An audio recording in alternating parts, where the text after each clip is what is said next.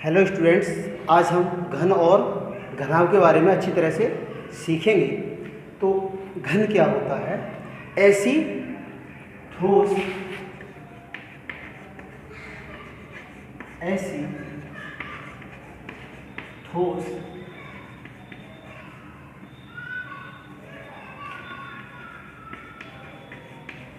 ज्यामितीय आकृति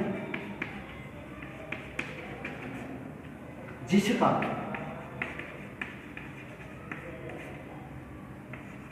प्रत्येक फलक या पृष्ठ कह लो, इसे जो पृष्ठ होता है उसे फलक भी कहते हैं,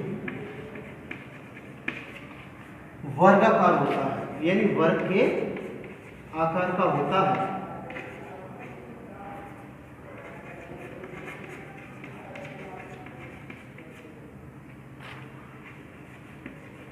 घन कहलाता है। अब घन का जो चित्र बनाते हैं वो कैसे बनाते हैं? एक इधर ले लेंगे थोड़ा सा, एक वर्ग के आकार का पृष्ठ लेंगे और थोड़ा सा इधर को एक लेंगे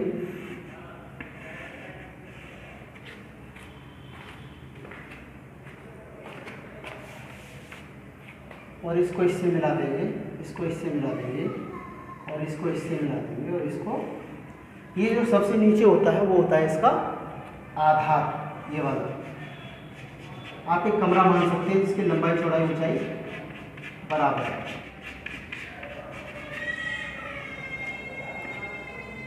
इसमें प्रत्येक जो भुजा होती है वो सब बराबर होती है, मानो ये वाली भी ए है, ये वाली भी ए है और ये वाली भी ए है। तो इसमें कुछ पॉइंट्स हैं, इसके जो पृष्ठ होते हैं घन में,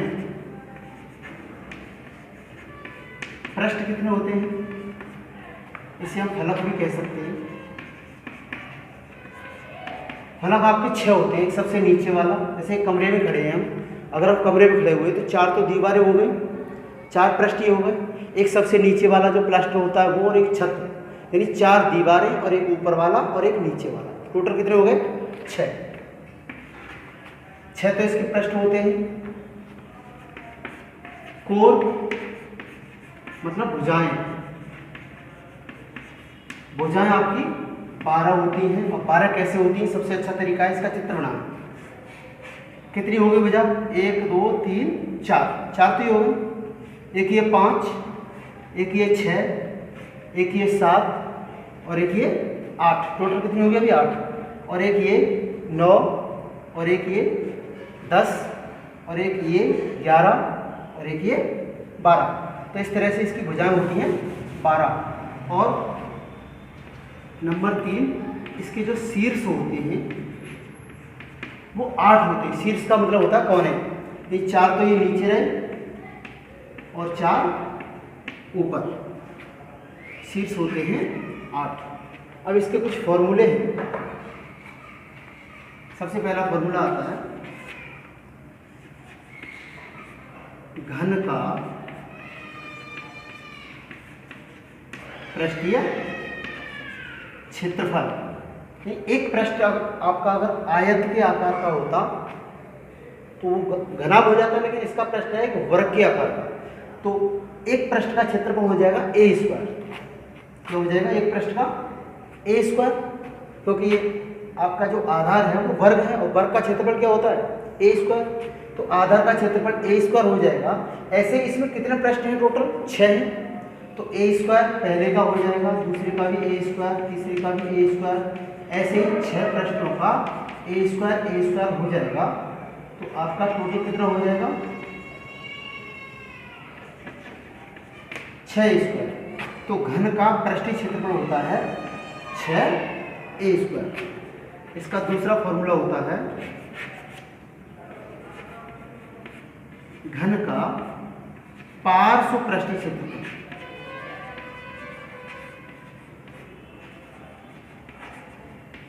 पार्श्व पृष्ठीय क्षेत्रफल का मतलब होता है जो आधार होता है वो हटा देते हैं, सबसे नीचे वाला, और जो छत होती है उसी भी हटा देते हैं। जो हमने कलर किया हुआ है, जो शेड किया है, जिसमें छाया बनाई गई है व्हाइट कलर की, इन दोनों को हटा देंगे तो इसके जो खड़े खड़े 4 पृष्ठ रह जाएंगे, एक पीछे वाला, एक आगे वाला, एक इधर का, एक इधर का।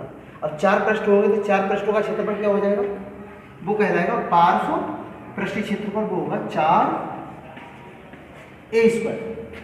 नंबर 3 पे आता है घन का आयतन।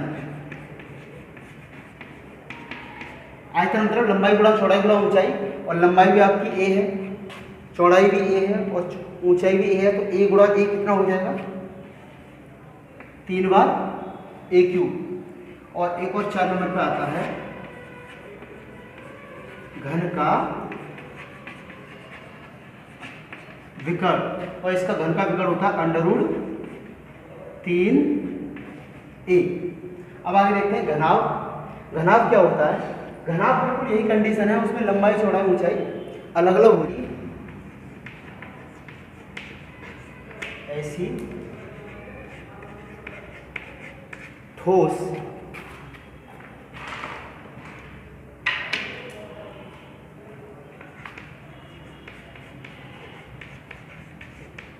ज्यामितीय आकृति जिसका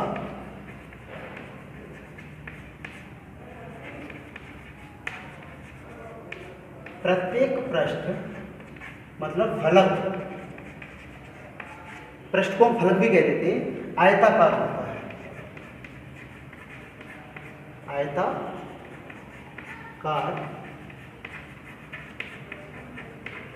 होता है, घनाभ कहलाता है। अब इसका जब फिगर बनाएंगे तो थोड़ा सा ध्यान देंगे।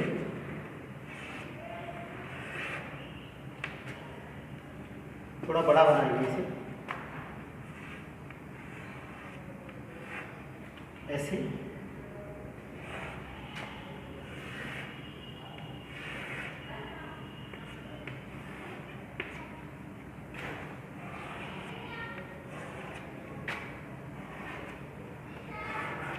वही सिस्टम इसमें होता है, सेम टू सेम।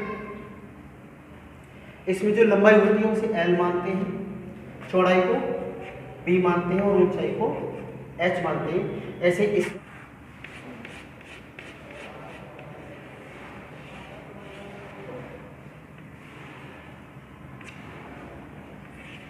अब इसमें भी सेम चीजें होती हैं घनाभ में।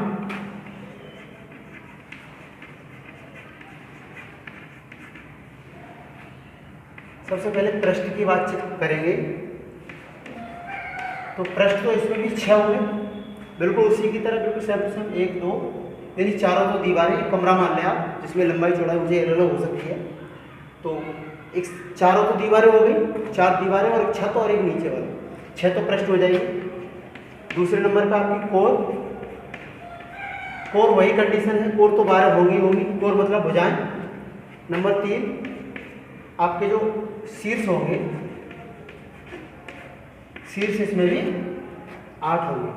अब इसके फॉर्मूले भी देख लेते हैं। सबसे ए नंबर पे आएगा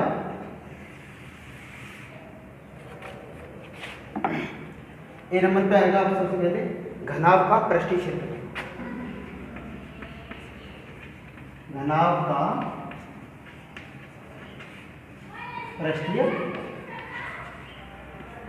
अब इसमें देखिए, सबसे जो नीचे वाला पृष्ठ है वो आयत के आकार का है, लंबाई और चौड़ाई जो आधार है।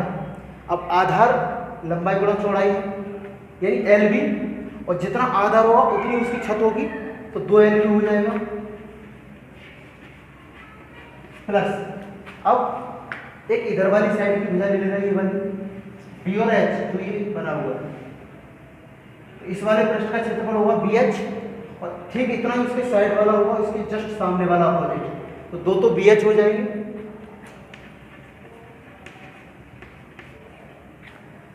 और ये वाली H है तो ये वाली भी H होगी। अब ये इधर सामने वाला पृष्ठ ले लेंगे तो LH या HL कह देंगे, तो 2 HL हो जाएंगे। तो अब इसको हम थोड़ा सा चेंज भी कर सकते हैं, 2 कॉमन ले सकते हैं, तो हो जाएगा LB plus BH plus HL। दूसरा फॉर्मूला देखें, घनाभ का पार्श्व पृष्ठीय क्षेत्रफल।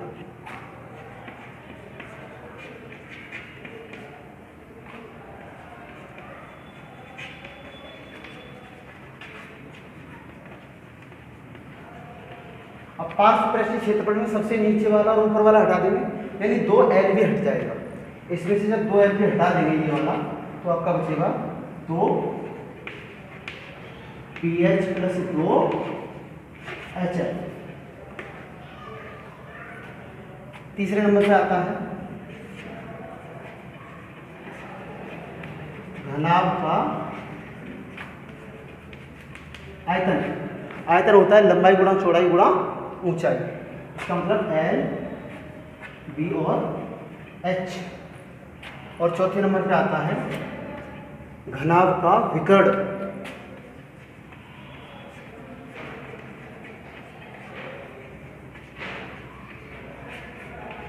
विकर्ण अंडरूट में L स्क्वायर, B स्क्वायर और H स्क्वायर होता है। इसमें L square plus B square plus H square.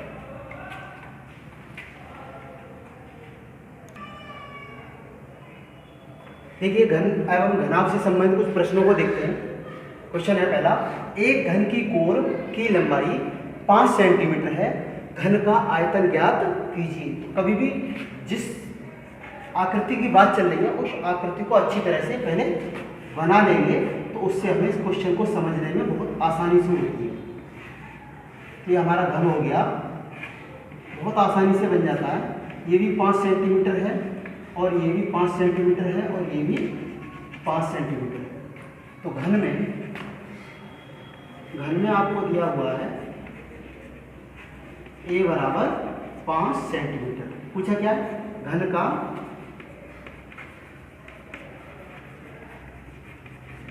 आयतन। घन के आयतन का सूत्र क्या होता था? A3। इसका मतलब A का मान कितना था? 5। तो 5 का क्यूब हो जाएगा, तो लिख देंगे 5 गुणा 5 गुणा 5, 5 25 पंजे 125। और ये सेंटीमीटर था, तो सेंटीमीटर। और जब आयतन होता है तो 3 की घात लगाते हैं।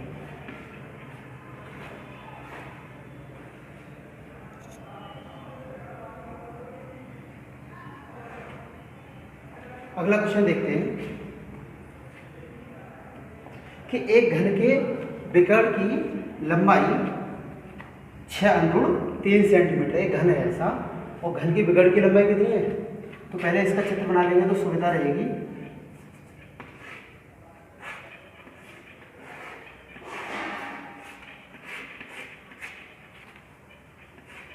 तो ये जो विकर्ण होता है सबसे ऊपर वाली साइड से, यानी इस वाली से ये वाला यहाँ तक का, तो घन का विकर्ण कितना है?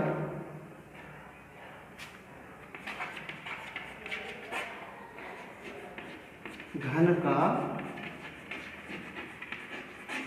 विकर्ण बराबर दिया है 6√3 सेंटीमीटर। और घन के विकर्ण का सूत्र क्या होता था? √3a। √3a बराबर 6√3, √3 से √3 कैंसिल, a बराबर 6 सेंटीमीटर आ गया। अब इसमें क्वेश्चन में पूछा गया है कि घन का आयतन।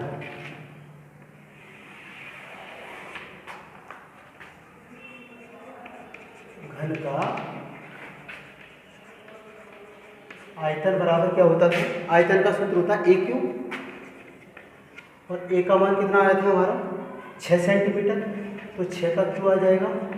तो 6 गुणा 6 गुणा 6, 6 6 36 गुणा 6, और ये आ जाएगा 6 6 36, 6 3 18 3 21 सेंटीमीटर क्यूब। इस तरह से क्वेश्चन ही आपका दूसरा कंप्लीट होता है। तो देखिए अगला क्वेश्चन है, 20 सेंटीमीटर कोर वाले घन में 5 सेंटीमीटर कोर वाले कितने घन काटे जा सकते हैं? तो एक बड़ा घन है हमारा, और उसकी जो कोरे वो 20 सेंटीमीटर, ये भी 20 सेंटीमीटर और ये भी 20 सेंटीमीटर, और ऊंचाई भी 20 सेंटीमीटर। अब इसमें से हमें छोटे छोटे टुकड़े काटने हैं। वो भी घन की आकृति में, और उसकी आकृति है 5, 5 ये है और 5 ही ये है और 5 ही ये है। तो इसमें क्या करते हैं कि बड़े घन का आयतन निकालते हैं और फिर अलग छोटे घन का आयतन निकालते हैं, और बड़े घन के आयतन में छोटे घन का आयतन निकालते हैं, तो टोटल घनों की संख्या आ जाती है। तो यहाँ मान लो बड़े वाले की A1 मान ले रहा है 20 सेंटीमीटर और छोटे वाले की A2 मान ले रहा है 5 सेंटीमीटर। तो कुल घनों की संख्या जो निकलेगी आपकी, बड़े घन का आयतन अपॉन छोटे घन का आयतन। बड़े घन की भुजा क्या थी? A1 क्यूब, और छोटे घन की भुजा क्या थी? A2 क्यूब, A2 क्यूब ये लिखा। तो 20 का क्यूब हो जाएगा ये, और ये 5 का क्यूब हो जाएगा, और 20 को हम लिख सकते हैं 20 गुणा 20 गुणा 20, और 5 के क्यूब को लिख सकते हैं 5 गुणा 5 गुणा 5 से 20, ये वाला कट जाएगा 4 बार, और 4 बार ही ये कट जाएगा, और 4 बार ही ये कट जाएगा। तो 4 गुणा 4 गुणा 4 कितना हो जाएगा? 4 गुणा 4 गुणा 4 बराबर हो जाएगा आपका 64 घन निकल के आ जाएगा। इसका मतलब ये है कि इस बड़े वाले घन में से छोटे छोटे 5 सेंटीमीटर वाले 64 घन काटे जा सकते हैं। देखिए स्टूडेंट्स, अगला क्वेश्चन देखिए। एक घन का संपूर्ण पृष्ठ 49,686 वर्ग सेंटीमीटर है, तो उसका आयतन ज्ञात कीजिए। तो आपका घन है, तो घन के आकार का एक डायग्राम बना लेंगे हम अच्छी तरह से समझने के लिए, जिससे हमें फॉर्मूले भी तुरंत याद आ जाते हैं। अब मान ले रहे हैं इसकी भुजा A है, तो ये भी A होगी और ये भी A होगी। तो माना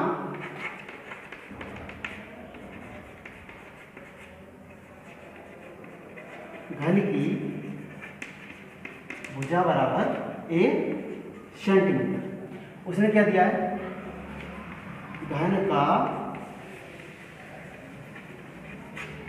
संपूर्ण पृष्ठ दे रखा है 49,686 सेंटीमीटर स्क्वायर, और घन का संपूर्ण पृष्ठ क्या होता है? 6a square. तो 6a स्क्वायर बराबर आपका हो जाएगा 49,686। यहाँ से a स्क्वायर का मान निकालेंगे तो 49,686 बट्टे 6। अब 6 से ये काट लेंगे, 6 अट्ठे 48 बचा 1, 6 दूनी 12 बचा 4, और 6 अट्ठे 48 और 6 एकन 6।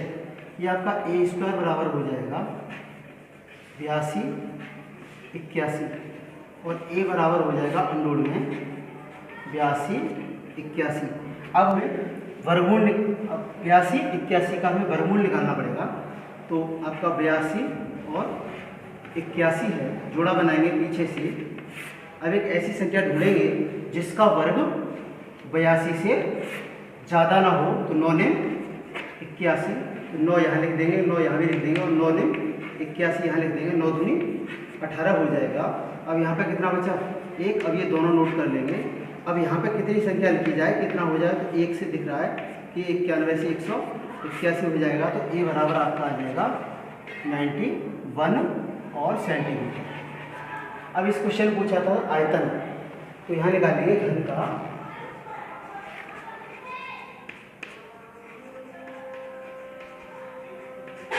आयतन। तो घन का आयतन आपका क्या होता है? a cube.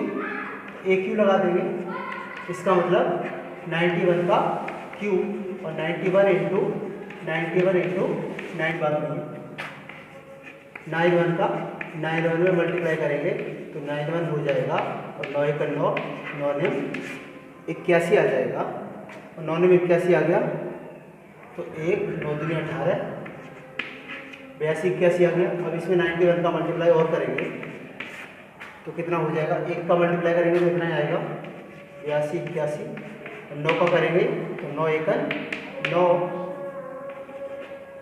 हासिल तो एक भी बचा नहीं, 9 8 72, हासिल 7 और 9 दूनी 18 7 25, हासिल 2 और 9 8 72 और 2 74। अब इसको ऐड कर लेंगे, आपका 1 बचा, 9 8 17, हासिल 1 2 2 4 और 1 5, 8 5 13 13, हासिल 1 5 और ये 7, तो आपका आ जाएगा 7,53,571 सेंटीमीटर क्यूब। तो देखिए अगला क्वेश्चन देखते हैं कि एक घन का संपूर्ण पृष्ठीय क्षेत्रफल 54 सेंटीमीटर स्क्वायर है, घन की भुजा एवं आयतन ज्ञात कीजिए। तो घन है आपका, तो घन का डायग्राम बना लेंगे, बहुत ही आसानी से बन जाता है। और इसकी भुजा हम ए मान लेंगे। अगर इसकी भुजा ए है तो उसने दिया क्या है, घन का संपूर्ण पृष्ठ दे रखा है 54 सेंटीमीटर स्क्वायर। तो ये किसका मान होगा, 6a² बराबर आपका हो जाएगा 54 सेंटीमीटर स्क्वायर। तो a² बराबर हो जाएगा 54/6 9 बार कट गया, इसका मतलब a² बराबर आपका आ जाएगा 9, और a का मान निकालेंगे तो √9 आ जाएगा, √9 और a बराबर आपका आ जाएगा 3 सेंटीमीटर। तो सबसे पहले भुजा निकलवाई थी, अतः भुजा बराबर कितनी आ गई 3 सेंटीमीटर। अब घन का आयतन और निकलवाया है, घन का आयतन आपका होता था a³, तो मतलब a की जगह 3 है तो 3 का क्यूब हो जाएगा, 3 के 9 दिया 27 सेंटीमीटर क्यूब।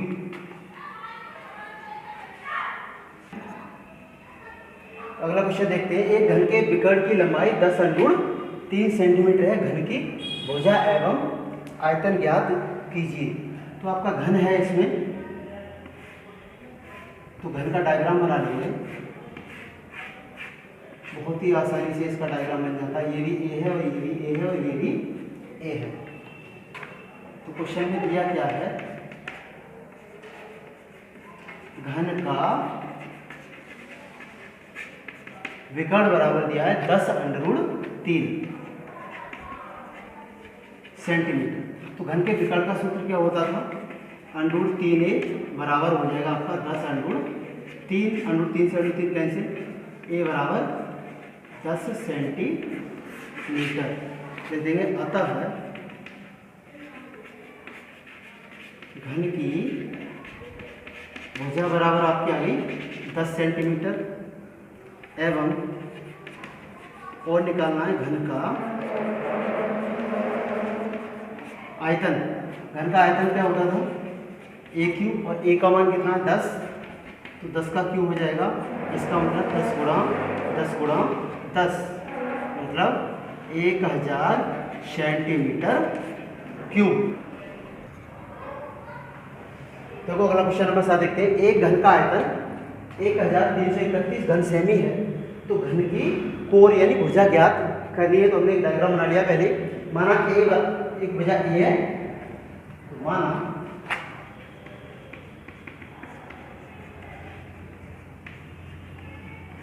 घन की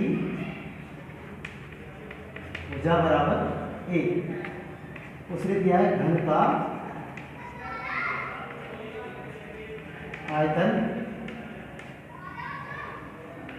1331, तो ये a³ का मान है। अगर a का मान निकालेंगे तो ये घनमूल उधर चला जाएगा, यहाँ पर 3 लग जाएगा, इसका मतलब घनमूल है। और इसके करेंगे गुणनखंड, ये 3 छोटा सा निकल जाता है थोड़ा ऐसे, तो इसके गुणनखंड करेंगे और 3 जोड़ों में से एक जोड़ा लेंगे, तो 13 और 31 का वर्गमूल करेंगे तो ये आपका 11 से कट जाएगा, 11 एकम 11 बचे 2 और 11 दूनी 22 और फिर बचा 1, 11 एकम 11, फिर 11 से कट जाएगा तो ये हो जाएगा 11 11 में 131, तो इसके वर्गमूल हो जाएंगे 11 गुणा 11 और ये वर्गमूल होता तो 2 जोड़ा में से 1 निकालते, और ये है क्या घनमूल, तो तीनों जोड़ा में से 1 निकाल देंगे तो आपकी 11 सेंटीमीटर भुजा आ जाएगी।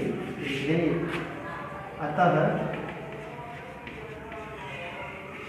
घन की कोण बराबर